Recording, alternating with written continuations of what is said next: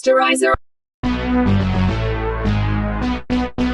Sanibona igama le-series yethu yango-2025 i-Two Graves igama layo ngokuthi siyayinqamulela soyenza ibe amaphathi amathathu kuphela bese iyaphela. Eyanamhlanje upart 1 la esiqala khona ngogogo u-Isabel nomzukulu wakhe amthanda kakhulu uVeronica. Ku-Isabel uVeronica wayengayena nje kuphela umzukulu kodwa kwakuyingane yomntanakhe ayithanda kunazo zonke izinto ezikhona. Ugogo u-Isabel wapha uVeronica umzukulu wakhe amacici a-green ethi unamaphe amabili ufuna bafaniselane. Wabonga uVeronica kugogo wakhe u-Isabel ngamacici wavalelisa wamtshela ukuthi namhlanje ebusuku benomngane wakhe uMartha bazoya kwenye festival ngeke ahlale kakhulu namhlanje nogogo wakhe ngesikhathi ehamba. uVeronica wathembisa ugogo wakhe uIsabel ukuthi kusasa uyamthembisa ukuthi bazohlala usuku lonke njengoba nasecollege besavalile. Esebuyele ekhaya uVeronica walungiselela leyo festival yanamhlanje ebusuku. Ekhaya uVeronica wayehlala nobaba wakhe uAntonio nodadewabo omncane uLupe. Kwahlwa ngalobo busuku wafika umngane kaVeronica uMartha. uVeronica noMartha babetshela abazali babo ukuthi bazoya kwi-festival kodwa babeqamba amanga babezoya ephathini. Bahamba baya komnye umfana womngane kaVeronica igama lakhe uJonas wayesebalinde ngemoto. uMartha noVeronica bangena emotweni kaJonas bahamba. Leyo nto yayirekhodwa ikhamera yasemgaqweni nokuyilapho uVeronica noMartha bagcina khona ukubonakala bephila. Ngakusasa uIsabel wayepheka elungiselela ukuvakasha kaVeronica emlinde njengesivumelwano sabo kodwa uIsabel wabona kuhamba isikhathi uVeronica engafiki. uIsabel kwahluleka noma esethi uzama ukufonela uVeronica kodwa wayengamtholi efonini. Waze wafonela uAntonio ubaba kaVeronica kule restaurant ayisebenza kuyona. uAntonio wathi kuma wakhe ngiyacabanga ukuthi uVeronica ulele ngoba ngihambe early namhlanje ngize emsebenzini. uIsabel wayengasakhululekile wafonela udadewabo omncane kaVeronica uLupe wamtshela ukuthi akawubheke erumini kaVeronica. Wathi mayengena erumini kaVeronica uLupe wafica ukuthi umbhede ukhombisa ukuthi akukaze kulale ngisho ukulala. Zahamba iy'nsuku kwaze wakhishwa ngisho amaposti okulahleka kaVeronica nokwacaca ukuthi uVeronica nomngane wakhe uMartha abaphindanga babuyela ekhaya kusuka ngalobo busuku bephathi. Kwakhishwa inqwaba yamaphoyisa amanye ehamba nezinja kodwa ayibuyanga imiphumela. uAntonio wanothisa ukuthi sekufike nobaba kaMartha owayewumholi wey'gebengu edayisa ney'dakamizwa igama lakhe uRafael wayesatshwa ngoba wayeyingozi. Kwafika nelinye iphoyisa igama lalo Miguel okuyiyena owayerana lolu uphenyo ngesikhathi ebingelela u-Antonio. Iphoyisa uMiguel watshela u-Antonio ukuthi uma kukhona akwaziyo ngoRafael akakhulumi kodwa u-Antonio wavela wahamba walishiya kanjalo iphoyisa engakhulumanga. Iphoyisa uMiguel nethimu yakhe ngosizo lekhamera yasemgaqweni bathola ukuthi umuntu owagcina ukubonana noVeronica noMartha besaphila uJonas. Amaphoyisa amthatha uJonas for kuyomhlaba ngembuzo police station. uJonas watshela amaphoyisa ukuthi uMartha noVeronica yena wabanikeza ulift kuphela wayobashiya la babecele khona ukuthi abashiye. Amaphoyisa ahamba aya lapha athi uJonas washiya khona amantombazane bafeca ijakhethi kaVeronica. Ijakhethi yayinegazi naseceleni kwakhona kunamachaphazelo egazi phansi. Later ama-DNA results abuye ukuthi igazi likaVeronica nelikaMartha nokwakuveza ukuthi iyona ndawo abahlaselelwe kuyona. Kobunye ubusuku iqembu labadobi babehamba ngesikepe besethi bayadoba kanti nethi yabo izobuya nofish kanye nesidumbu sikaMartha. Kusukela lapho uMartha wayengasabalwa njengomuntu onyamalele kodwa wayesebalwa njengomuntu oshonile. Kodwa uVeronica kwakungakaziwa ukuthi yena kwenzakalani ngaye. For ugogo kaVeronica uIsabel ngendlela ade emthanda ngayo umzukulu wakhe yayimcasule lento kungatholakali kwemiphumela. Emngcwabeni kaMartha umholi wey'gebengu uRafael kuwubaba kaMartha nonkosikazi wakhe babekukhalela ukudlula kaMartha emhlabeni nangendlela atholakale ngayo emanzini. Kwahamba isikhathi lolu daba lihlezi libikwa kuma-TV. Ipresenter noma umethuli walolo hlelo lukamabonakude igama lakhe kwakuCarlos wayekhuluma ngokushona kaMartha kanti futhi nodaba lokunyamalala kaVeronica kwasekuphele 2 years engatholakali ukuthi uphi. Ekhaya ugogo kaVeronica uIsabel nodadewabo omncane kaVeronica uLupe babebuka leyo TV program. Okwaphatha kabi ugogo uIsabel ukuze ukuthi sebeyekile manje ukufuna uVeronica ngenxa yokuthi sekuphele 2 years engatholakali ma-result. noJonas okwakuwumuntu owagcina ukubona amantombazane ephila amaphoyisa amkhipha ngenxa yokushoda kobufakazi. uIsabel wezwa lezo yindaba wacasuka waze wabamba ummese wamsika kanti futhi uIsabel wayebuya benethemba lokuthi uVeronica usaphila. u-Antonio ukuwubaba kaVeronica wayetshela uma wakhe ugogo uIsabel ukuthi sekuyisikhathi sokuthi baqhubeke nempilo manje. Ethi usekhathele ukuphila ngokukhala yena usenayo enye indodakazi uLupe kufanele amnakekele. ugogo uIsabel wayecasukile wahamba waya kuMiguel iphoyisa epolice station eyomthethisa ethi kuMiguel nena amaphoyisa nomsebenzi walutho nihlulekile ukuthola umzukulu wami Veronica. uMiguel wathi ku-Isabel senze konke okusemandleni ukuthola uVeronica kwaphela 2 years wonke asithole imkhondo. Ethi akuyona kuphela ikhesi ekumele isetshenziswe amaphoyisa maningi amakhesi. uIsabel waphinde wagxeka uMiguel namaphoyisa ethi benze iphutha elikhulu lokukhipha uJonas ngaphandle umuntu owagcina ukubonakala namantombazane.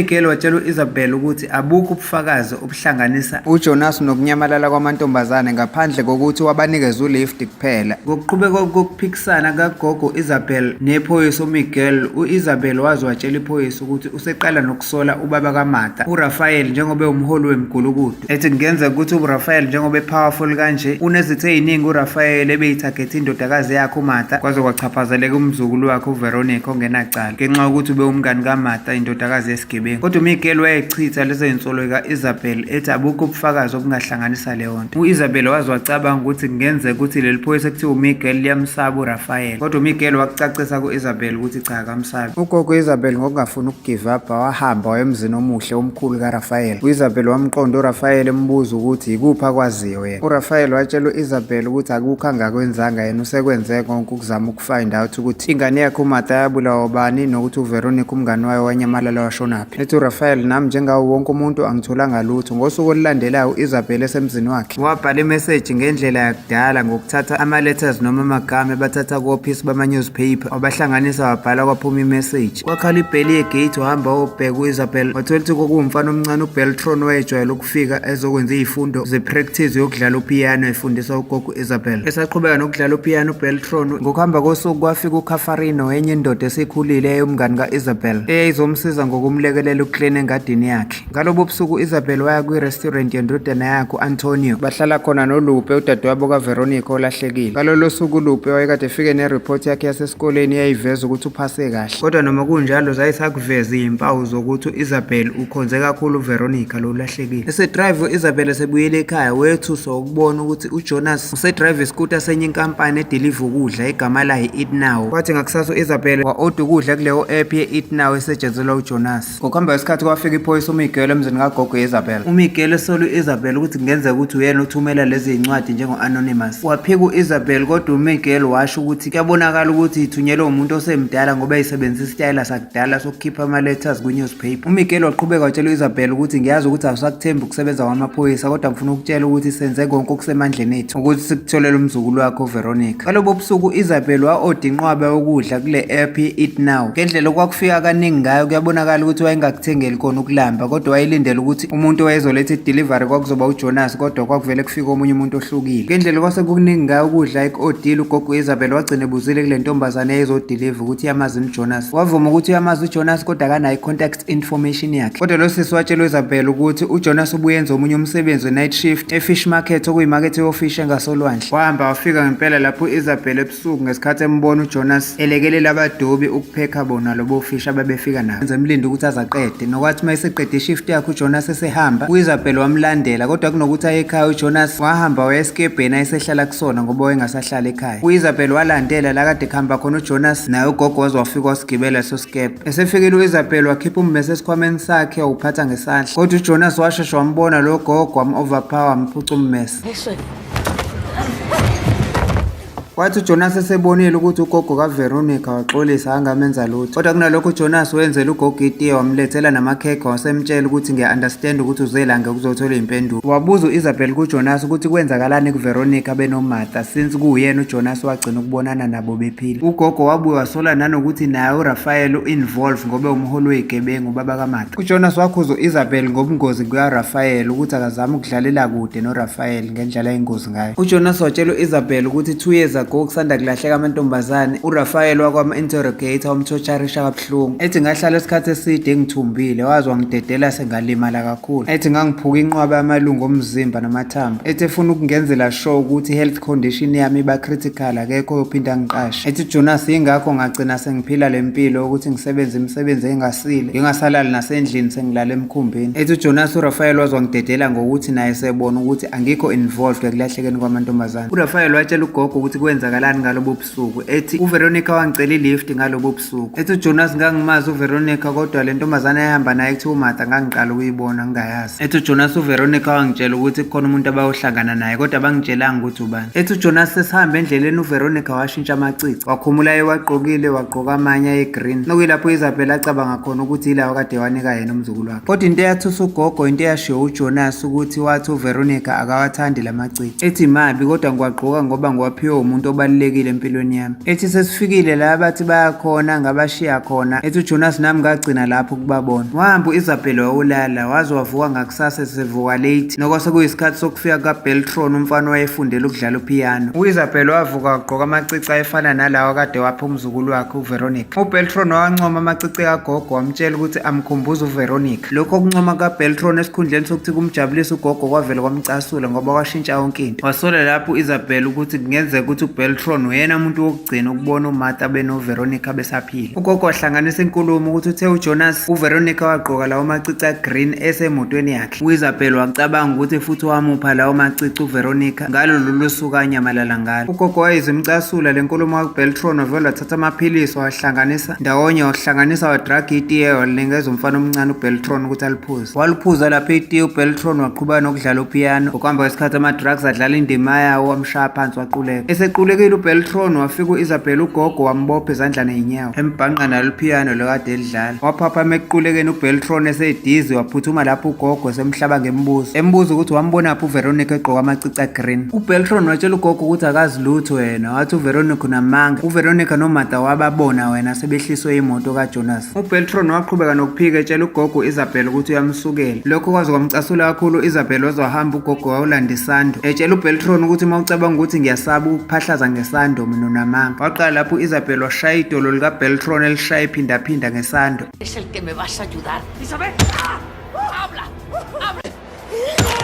Te voy a romper todos los... Nalapho esaconfess uBeltron waqala waqamba amanga watshela uIsabel ukuthi uVeronica wangikhombisa lawo macici kwi-festival. Kanti enkulumeni yakhe uBeltron uzokwenza iphutha futhi aphinde athi uVeronica wancoma lawo macici ukuthi uyawathanda. Leyo nkulumo kaBeltron eyaphikisana kakhulu nenkulumo kade eshiyo uJonas. Lokho kwamcasula kakhulu ugogo uIsabel waze wathatha isikelo wagwaza uBeltron ethangeni. A Verónica le parecían horribles. Phezu kwakho konke lokhu uBeltron wayengafuni ukukhuluma iqiniso waze wacela ugogo ukuthi akamhambise emaphoyiseni. Kodwa uIsabel wayengasenalo ithemba lokusebenza kwamaphoyisa ngoba lento wafuna ukuthi uzoyibambela yena. uBeltron kokubona ukuthi ugogo ayengena indaba yamaphoyisa waqala lapho wakhuluma iqiniso washo ukuthi wabahambisa uMartha noVeronica ephathini. Ethi kwakungeyona nje iphathi kaNombani kodwa kwakuyiphathi yama-celebrity nabantu abanemali. Ethi uBeltron noma ngingazi kwenzakalani mina ngakhokhelwa imali ukuthi angilethe abantu besifazane abasebancane ngeminyaka. Ethi uBeltron ku-Isabel naye uVeronica ekhokheliwe for ukufika kuleyo party. Ethi uBeltron wayengaqali futhi uVeronica ukwenza leyo nto sokwenza before. Kanti futhi kuleyo party kugcwele idakamizwa notshwala. uIsabel kwakungelula ukuthi ayikholelwe leyo nto ngoba wayamazi emsulwa umzukulu wakhe. Kodwa uBeltron waqinisekisa ukuthi uVeronica akekho msulwa futhi ngalobo busuku wahamba ne-TV presenter igama layo uCarlos. Indaba yonakala mangabe uBeltron esekhuluma kabi ngoVeronica ezegcina esembiza uIsabel seliphahlaze waliphahlaza ikhanda likaBeltron ngesando waqala lapho waklina endlini amachaphazelo egazi. Kanti emva kwesikhathi kuzofika le ndoda yomngani kagogo uCafarino ngobuye eplan ukuthi uzolekelela ukusebenzela engadini kaIsabel. Ngokuzwa kuma imoto kaCafarino egcekeni ugogo wahudula isidumbu sikaBeltron ayesesigoqe ngocarpet wawusifaka ebathroom. Kodwa into ayengayirealizanga ugogo ukuthi ubeyitshela ukuthi umbulela uBeltron kanti uBeltron wayesaphila.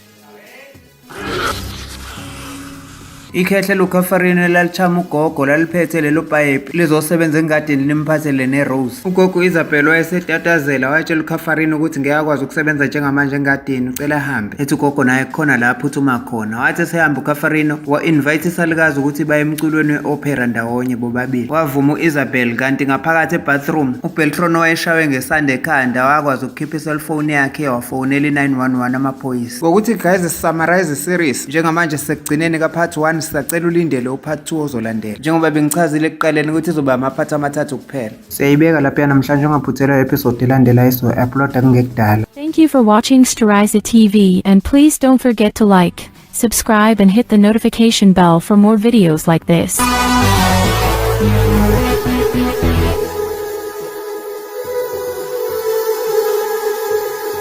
Storiza TV.